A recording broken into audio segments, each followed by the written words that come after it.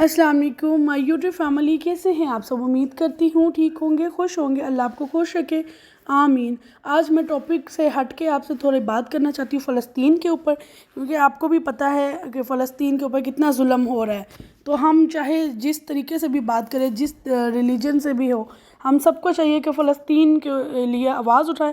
अगर हम social media के ज़रिए आवाज़ उठा सकते हैं तो हमें, जैसे भी हम किसी भी तरीके से सोशल मीडिया यूज़ कर रहे हैं, तो हमें चाहिए कि फ़लस्तीन के लिए आवाज़ उठाएं, चाहे हम किसी भी मज़हब से हो। ये चीज़ मैटर नहीं करनी चाहिए इस टाइम पे, क्योंकि वहाँ के आपको पता है कि फ़लस्तीन में कितना जुल्म हो रहा है। बच्चों को माओं के सामने मारा जा रहा है, बुज़ुर्गों को बच्चों के सामने मारा जा रहा है, और वहाँ पर इतना उनके घर तबाह बर्बाद कर दिए गए हैं।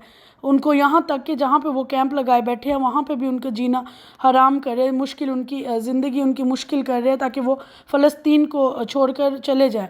लेकिन मैं सलाम करती हूँ ऐसे दलेरों को कि जो वहाँ पर अपने मुल्क के लिए डटे हुए हैं। वो ना ही किसी से डर रहे हैं, ना ही घबरा रहे हैं, ना ही भाग रहे हैं।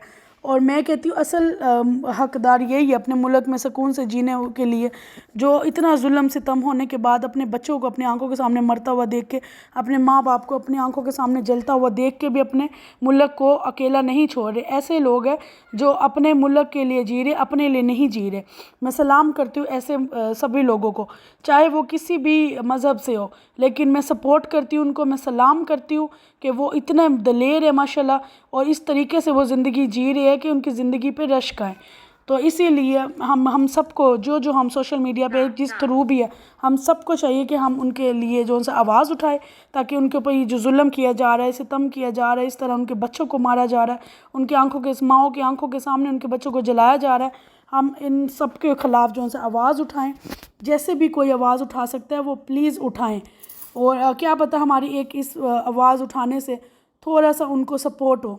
इसीलिए तो अब हम घर पे बैठ के उनके लिए दुआ ही कर सकते हैं।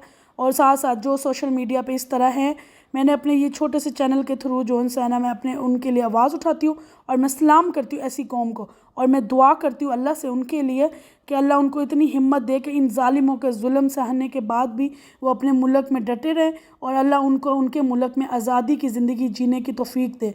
उनको अल्लाह हिम्मत दे, ताकत दे, उनको अपने मुल्क में वो आज़ादी की ज़िंदगी गुजार सके और वहाँ पे खुश रह सके और दुश्मनों को भगा सके वहाँ से। आमीन सुम आमीन। आप सब ने आमीन ज़रूर लिखना है कमेंट में, ताकि मुझे पता चले कि मेरे कौन कौन बहन भाई है मुझे जो सपोर्ट कर रहे हैं। आप चाहे किसी भी मज़हब से हो, लेकिन इंसानियत के नाते हमें उनको सपोर्ट करना चाहिए। तो आज की इस स्पेशल रेसिपी बनाने का सिर्फ इतना सा मकसद था, ताकि मैं फ़लस्तीन को सपोर्ट कर सकूं। जिसको जैसे समझ आती है, हमें जैसे चाहिए हम सपोर्ट करें। मुझे अपने, मेरा ये छोटा सा कुकिंग चैनल है, मैंने इसके थ्रू उनके लिए आवाज़ उठाना चाहती हूँ। उनके लिए मैं दुआ करती हूँ अल्लाह उनको इस मुश्किल टाइम से निकाले, अल्लाह उनको आज़ादी दे, अल्लाह उनको ज़ालिमों से दूर करे, अल्लाह ज़ालिमों को तबाह बर्बाद कर दे। आमीन सुम्मा आमीन। तो इस रेसिपी को आप ज़रूर बनाइएगा, उनके लिए दुआ कीजिएगा। ये फ़लस्तीन की बहुत स्पेशल रेसिपी है, बहुत ही ज़्यादा वो पसंद करते हैं इस चीज़ को। वहाँ जो बच्चे मर गए हैं, जो बड़े बुज़ुर्ग उनके वहाँ पे वफ़ात पा चुके हैं, वो सब इस रेसिपी को बहुत पसंद करते हैं। ये फ़लस्तीन की बहुत ही मशहूर रेसिपी है।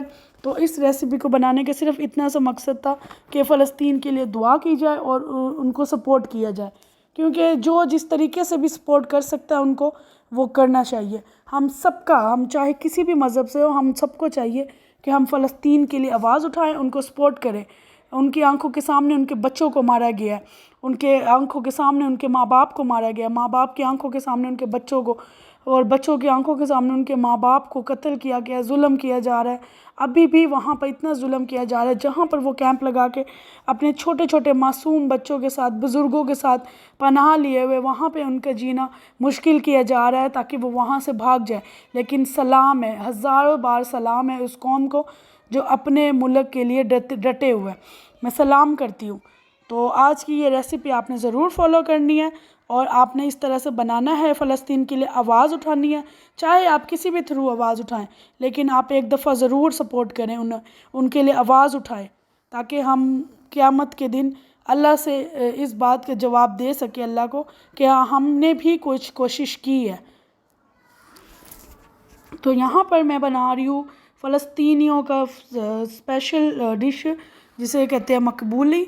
मकबूला भी बोलते हैं, मकबूली राइस। तो मैं ये मकबूला बनाऊंगी वहाँ का। तो इस तरह से मैंने बस प्याज़ों को डाला, टमाटर को, स्पाइसेस ऐड किए, उसके अंदर मैंने ये चिकन ऐड किया है। स्पाइसेस आप अपने हिसाब से डालिए।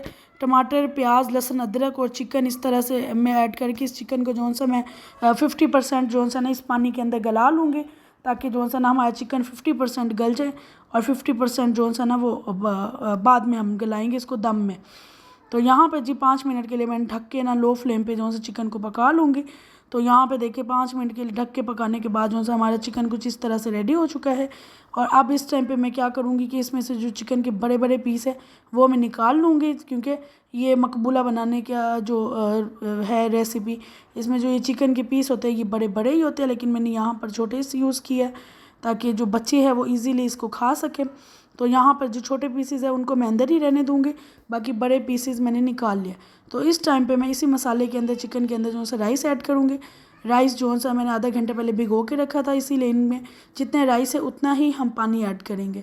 तो यहाँ पर मेरे पास जो सा ना 1 kg राइस है, तो इसमें 1 kg जो सा ना 1 kg से थोड़ा सा, जो 1 लीटर से थोड़ा सा कम मैं इसमें पानी ऐड करूँगी। तो यहाँ पर आपने चेक कर लेना, अगर आपने चावलों को आधा 1 घंटा पहले भिगो दिया तो आपने बिल्कुल इस तरह से इतना सा पानी ऐड करना है, क्योंकि मकबूली जोन से है ना इसके राइस जोन से है ना वो थोड़े से खड़े खड़े होने चाहिए। अगर आप इसको ज़्यादा सॉफ्ट कर देंगे तो जो इसका ओरिजिनल, जो इसका लास्ट में रेसिपी का मकसद है बनाने का, जो इसका अप्स डाउन है, फ्लिप करना है, वो असल मकसद है। अभी जो हम रेसिपी बनाते हैं उसका ये मकसद होता है कि रेसिपी को जो सा ना हम टेस्ट दें, लेकिन इस रेसिपी में टेस्ट देने से ज़्यादा जो ज़रूरी है इसको फ्लिप करना। अगर आपने फ्लिप अच्छे से कर लिया है, क्योंकि इस रेसिपी का असल मकसद यही होता है कि इसको फ्लिप अच्छा करना होता है। अगर आप उसमें कामयाब हो गए हैं तो समझे आपने इस डिश को बहुत ही अच्छा बना लिया और आप कामयाब हो चुके हैं। तो ये मकबूला बनाने का काम जो सा ना यहाँ पर ख़त्म नहीं होता है। असल जो इसका मकसद है इसको बनाने का वो ये है कि इसको फ्लिप करना है। तो जो अच्छे से फ्लिप कर लेगा, जिनके राइस बिल्कुल टूटेंगे नहीं, गिरेंगे नहीं, तो वो इस मतलब कामयाब है इस रेसिपी को बनाने के, मकबूली बनाने के लिए में कामयाब है। और उन फ़लस्तीन को सपोर्ट भी सही किया उन्होंने। बस आप इसके ऊपर जो सा ना वीडियो बनाए। मुझे लग रहा था कि वो देच की जो सी है वो छोटी है बर्तन, तो मैंने बर्तन चेंज किया है। तो यहाँ पर जी सबसे पहले मैंने वेजिटेबल चिकन ऐड किया, उसके ऊपर अब मैं ये सारे राइस ऐड कर दूँगी इसी तरह से प्रेशर कुकर में। और जब भी आप बनाइएगा इसी तरह फिटिंग वाले बर्तन में बनाइएगा, ताकि जो सा ना आपके राइस जो से है ना वो फिटिंग में रहे। तो सबसे लास्ट में मैं ये कुछ ड्राई फ्रूट्स, आप अपनी पसंद से ड्राई फ्रूट्स ले सकते हैं जो आपको पसंद हो। तो ये मैंने जो ड्राई फ्रूट्स जो से ना इनको मैंने हल्के से ऑयल ऐड करके इनको फ्राई कर लिया है 1 से 2 मिनट के लिए। तो बस मैं इसको इससे ऊपर ऐड करके अब मैं इसको बटर पेपर ऊपर रख के बटर पेपर की हेल्प से इसको दम लगा दूँगी। 15 से 20 मिनट के लिए हम इसको दम लगाएंगे और उसके बाद हम करेंगे इसे डिश आउट। तो प्लीज़ आपने फ़लस्तीन के लिए दुआ बहुत ज़रूर करनी है। आपने बस एक ही दुआ करनी है कि फ़लस्तीन